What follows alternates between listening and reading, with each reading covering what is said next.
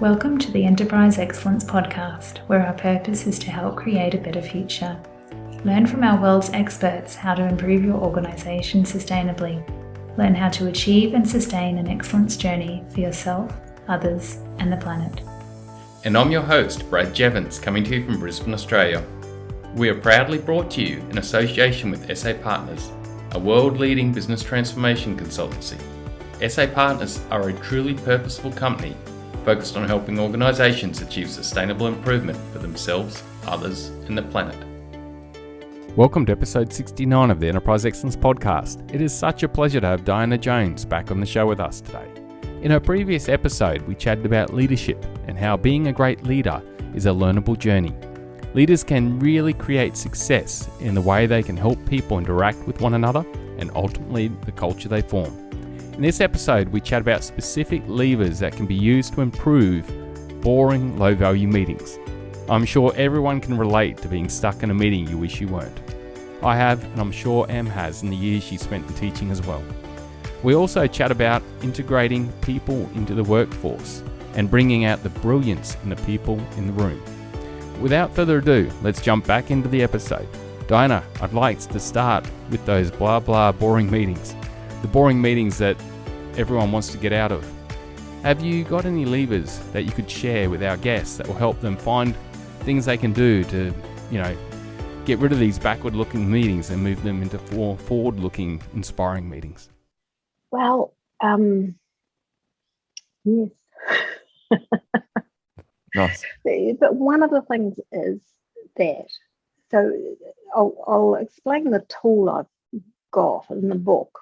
It's very simple, but what astonishes me is how many people sit in meetings like for years and tolerate being bored out of their tree, tolerate meeting, like the thousands of dollars that sit in every meeting basically, and no decision or action comes out of it. Like, why that's tolerated? Why do people not speak up? So the tool that I've created and use, which I love, and people love seeing the results, like they hate it and they love it, but is to use a continuum. So this end is not at all, and this is 10 out of 10. And if you ask the question, how satisfied are you with the agenda of our meeting out of 10? Yeah. So people put their little mark on 2, 7, 4, 3. And then I ask the question, what would get you to a 10? Then I ask a second question, how satisfied are you with your participation in the meeting from 0 to 10? And when you ask that question, people become quite honest, and they get a bit of a shock because they want to blame the leader for having such a lousy meeting. It's as if they're not really responsible in it as well, but this is a shared responsibility. Yeah. That everyone in the group is a leader. Everyone's got views, ideas, and an assessment. And so again, what around how satisfied are you with your participation? If what would take you to a 10, you really get creative, innovative ideas from the group. So the group kind of assesses itself and says, it's quite good having someone independent do this for you, but it can be done within a group. So you average the numbers. I mean, I've had groups that like their average is like 3 or 4, and yet senior leaders are sitting in this meeting so dissatisfied, A, with agenda, and B, with so much more to offer. And so quite often that, along with a couple of other things, the group could actually radically shift its agenda, and it particularly is one of the levers in shifting the agenda from a silo-based reporting system to a group-wide or company-wide leadership agenda, where you might have like systems improvement, development of people, like strategy, there's probably 3 or 4 items that really become the agenda, but the group itself decides that. So when you ask that question about how satisfied are you with your participation, that's when you just get there itching to contribute in the area of innovation and strategy. It's Yeah, clear as a bell. I know. It's Not funny. expensive. Most people coming to meetings want to come out of there with forward motion to make things better for Yes, someone, whether it's yes, themselves or a customer or a teammate or the planet or for society. yes, But how soul destroying is it for most people coming out of meetings? You know, they're coming out going, "Oh my God, that was an hour of my life, 2 hours I won't get back." But that simple, again, reflection lever that you've put yes, forward there in any meeting, like a lot of our listeners don't know, they will run short, sharp meetings like scrums or huddles or yes, toolboxes with visual boards. And I'm just envisaging at the foundation of those having a 1 to 10 indicator, like you said, where you're just reflecting on going like, okay, team, how effective was this even short, sharp meeting? And how well yes, did we individually contribute? And let's note that and talk about what are we going to do to bridge the gap. That's huge. yes. Well, there's simple tools that you can use online too. So, which of course is sadly the norm these days. But Yeah. um, I am much more animated when I'm in person than online. But one of the teams I worked with, it was a quality improvement team, and they radically reformed how they work together. And what they used was Fist of Five. And so the leader would say, how are things going in your part of the business? And you can obviously do this about the team meeting itself. So 5, we're going great. 3, I can't know if I can do that. 3, the leader might ask a question, need any help? Yeah. Or 1 or 2. So you really get a rapid, if everyone does that at the same time, you just get a rapid readout of what's happening and know where to put your attention, who needs help or who wants to talk about something. So you've got these, you can do that easily online as well as in person. Yeah. So these rapid readout systems are very helpful and much better than going around the circle. Where's everyone up to? I'm not going to talk in this group. Yeah. Yeah. I don't want people to know what I think. Yeah. And I don't want to bore the life out of the others because they've got nothing to do with what I'm about to talk about. And yeah. that's amazing. Dinah, with the book, I can see that's really going to be a wealth of knowledge and insights for people to be able to learn from and gain and find some elements that might really help them.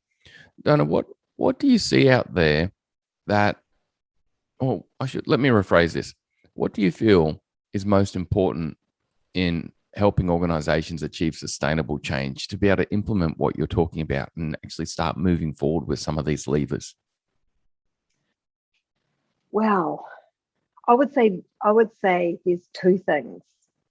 One is that leaders become really outcomes focused, and so whatever they're doing, they need to be able to see the massive improvement they're going to make either to their clients' lives, their products, their staff, and the nature of the business. And so they should be everything needs to relate to those things in an inspiring way. So that's, like you can keep it simple, or you can, if you put, say if you're in the health sector, you put one of your clients there in the room, as it were, like with a chair or something like that. We're going to improve the lives of this person or this group significantly. Then you get, like, you bring whatever you've got to life by doing that. So it's being really outcomes focused. And as I say, in an inspiring way, not in a threatening or, like some people are going to do this. Yeah.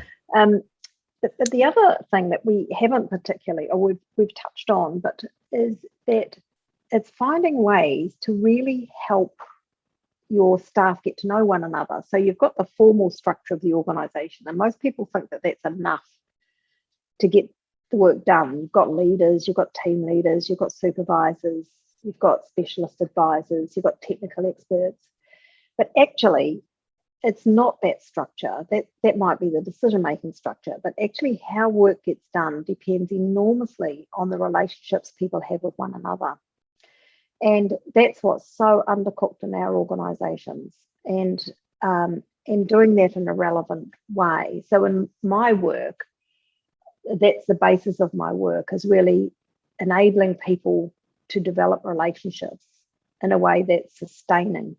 And what it does when you do that, like someone asked me the other day, is how do you get the egos out of the room?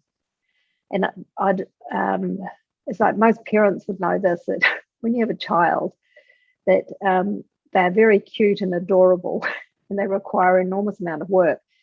And there's like a whole process of parenting where you fall in love with the child, basically, and that allows you to tolerate the terrible things that they're going to do throughout their lives, because you know them in all different sorts of settings. Now, in a very simple way, that needs to occur in organizations, that people need to get to know one another in a particular way. And so again, it's one of the levers that I want all leaders to know how to do this and know how to do this really well, is that when anyone new comes into a group, or you're working with a group that's never been together before, that there's a way of people bringing out their experience and expertise rapidly. So people don't get to know one another from working together for 5 or 7 years, which is what used to happen in our organizations. They get to know one another rapidly. So a simple example would be when someone new comes into an organization, the leader themselves actually makes the introduction to the leadership team and to that person's own team.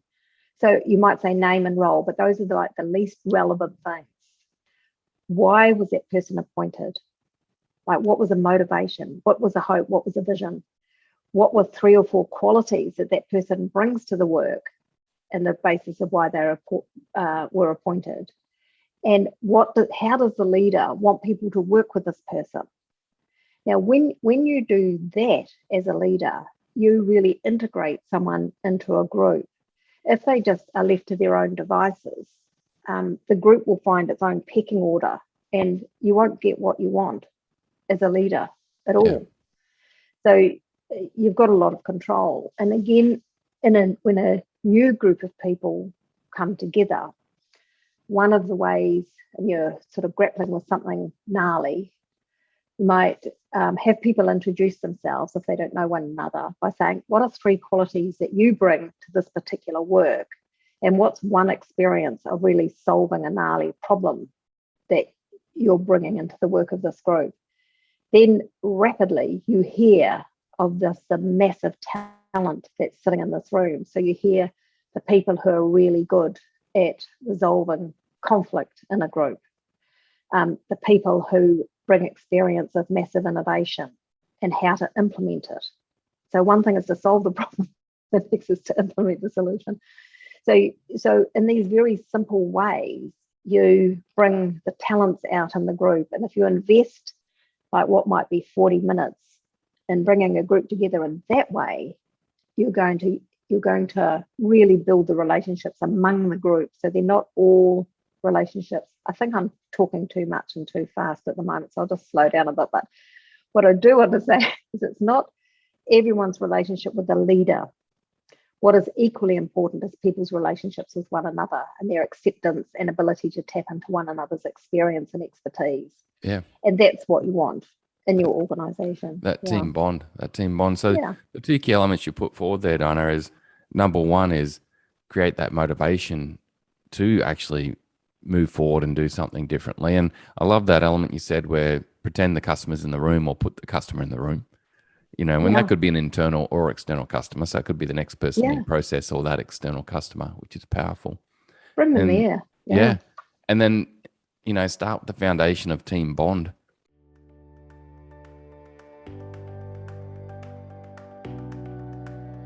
Go to enterpriseexcellencepodcast.com/downloads to download the 6 principles for exceptional meetings Diana has kindly provided us.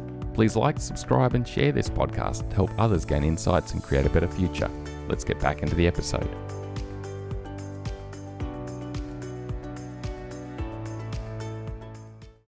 I've got an example, Diana, that I've seen out there where in a number of heavy industries, actually really tough, harsh environments, where they're actually now every 12 weeks going off site. And before going off site, they're doing a survey and some study and group dynamics. And then they're going off site. And a lot of the off site is about planning how do we improve our teamwork and culture for the next 12 weeks. and it's like this rhythm of get out of work together as a team, plan and explore and develop this is frontline team and leadership cross-functional, and then come back and go again. And then it's like this 12-week reflection system, like you're talking about, but they're actually doing it off-site, which I thought was powerful. They'll do things like build a raft and get across a river and do team building stuff too, which I thought was pretty amazing, especially in the heavy industry it's in. Yes, I think whatever people really enjoy doing, I think is great. But I'm also someone who decided not to go down that track of building the rafts, and because I felt that people's real relationships were in the here and now, was what was at stake. So I spend a lot of time learning how to do that. Now, I'm not expecting leaders to do that, but I think it is finding the conversations that people really want to have, and enabling them to have those conversations. So, and the 12-week reflective system, it's so important that people say, what's really satisfying about, deeply satisfying to you about what you're doing, if anything. And then what is one of the frustrations that we could really grapple with and nail this time? And you start to have quite different conversations, and that's about work. But I'm also talking about personal experiences. So often in the groups that I work with, of senior leaders, and I tend to work with groups over several months. So I'm not someone who comes in and does a 2-day workshop. I haven't done that for a lot of years. I don't think they're quite good for problem solving or sometimes having strategy sessions, but they're not, you won't get the outcome you want, I think, or my experience, that it's actually quite an enduring thing of how a group works together.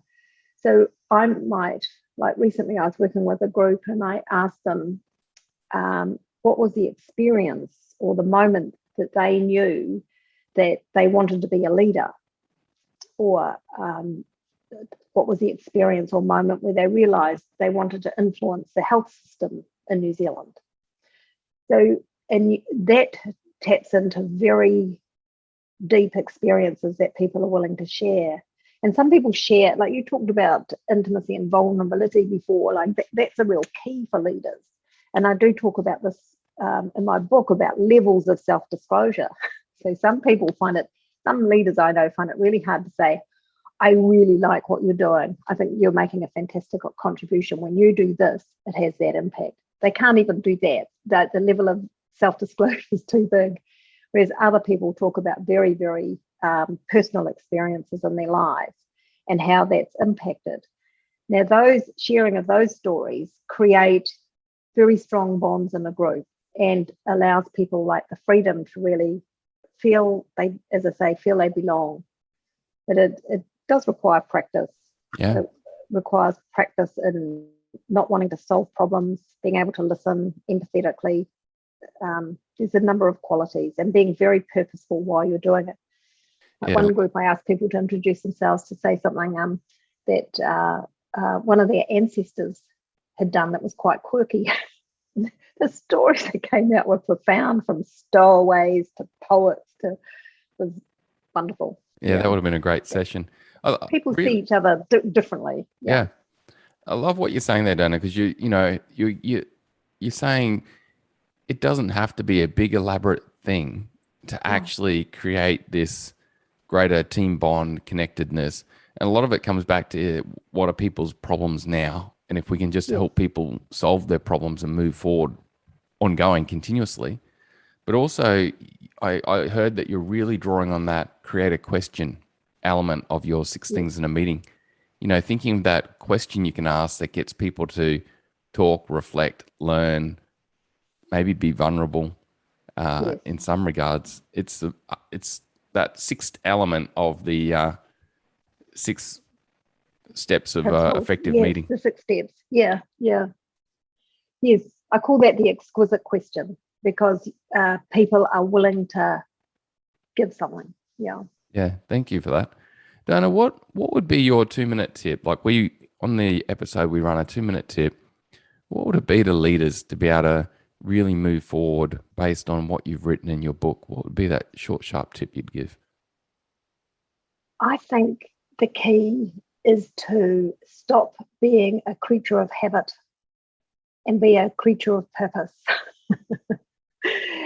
essentially. And I mean, leaders are asked to do this all the time, really find your why, work out this, begin with the end in mind. But really, that is the key, is to keep refreshing that, because I mean, so many people have said this for such a long time, change is familiar, change is constant. Well, it's true. And the last 2 years have been significant in terms of our ability to get together and to get together with who we choose. And it's just made radical differences in of us being online, like enabling you and I to have this conversation so easily together without having to get on a plane and travel for a day or so. Yeah, travel across the ditch. Yeah, just across the ditch. It is. So it makes it easy being able to work electronically. But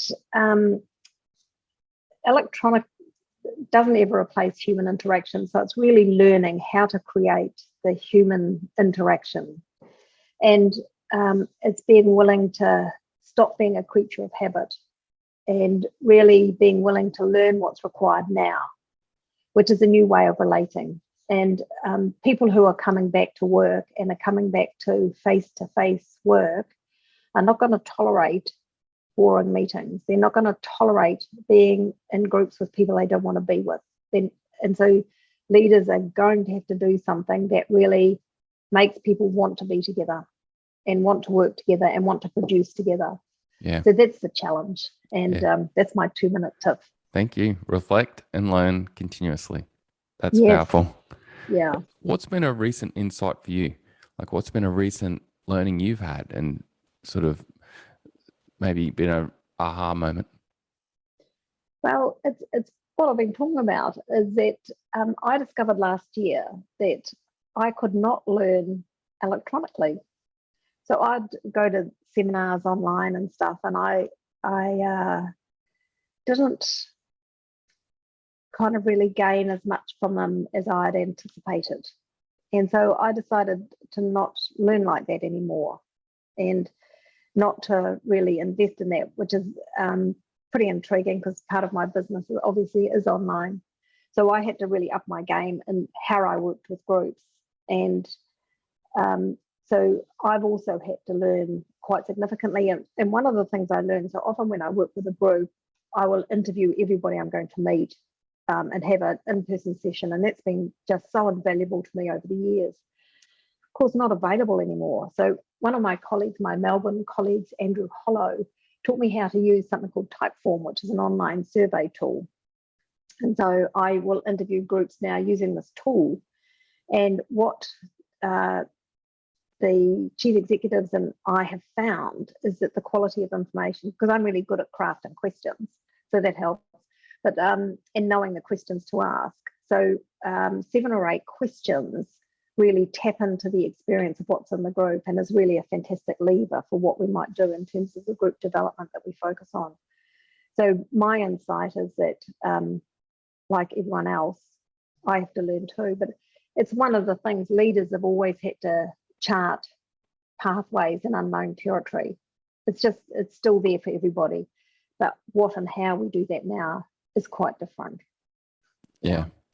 It's a great example of you reflecting and learning and then having to adapt from that. You know, you've certainly done that. I didn't like it much, I have to say, but I feel more accomplished now. Yeah. And I think there's some power in what you just said there too, Dana, because, you know, reflecting, learning, and then having to go through the pain of adapting, it does take energy. It does take effort. And, you know, I guess you mentioned earlier about motivation. I guess it's really key that we have that clear motivator of why we want to do this, because it's not always pleasurable. It takes a lot of effort. Well, I think that's right, but I think that leaders aren't in their role for comfort. No. Like they're not. That's not why they're there, and so it's accepting that. It's just that it's a thing with change, isn't it? When someone else puts a condition in front of you that you have to respond to, there's likely to be a bit more resistance than if you create it yourself. And certainly with what's happened with the pandemic is that we're forced to become much more skillful and relevant online. And a lot of leaders have just taken to it like ducks to water. Others haven't, and so they're having to learn new things. And it's not always comfortable, but as I say, I don't think people are in the business for comfort. No, I don't think much has been achieved in this world without a bit of discomfort. I think that's right. Yeah. Great to recognise that. Yeah. Yeah. Great to recognise that. Yeah. Diana, how can people reach out to you? How can they get hold of the book and have a read? I'm going to be doing that. And how can they reach out to you if they want to learn more and connect? Well, it's easy to get the book. It's on Amazon. You can get it on the Routledge site, publishing company, or in your best local bookshop. So nice. It'll be there. It's easy to contact me. My website is diana-jones.com and email is dianaj@diana-jones.com. So easy to connect either through my website or by email. Yeah. Brilliant. Diana, thank you so much for such an insightful, wonderful conversation. And thank you for helping us create a better future. I really enjoyed the conversation and look forward to learning more through your book when it's out myself also. Great being with you, Brad. Really good session. Thank you. Thanks, Diana. Bye for now. Bye.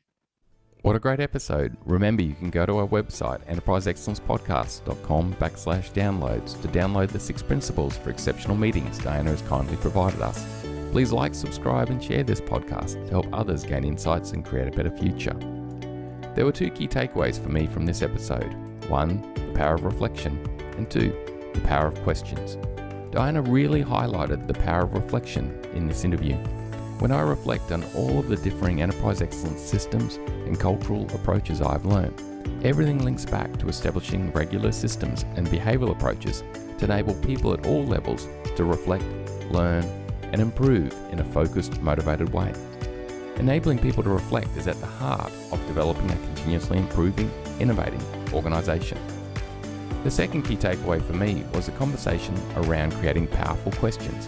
A great question will create a great conversation and group interaction, which will lead to people reflecting, learning, and improving as a team. A good question can help focus a team's conversation on what is most important now, on the gap we need to bridge. Framing a question or set of questions can help a team engage positively, unite, and gain forward motion. Thanks again for your time and knowledge, Diana. Thank you for helping us create a better future. Bye for now.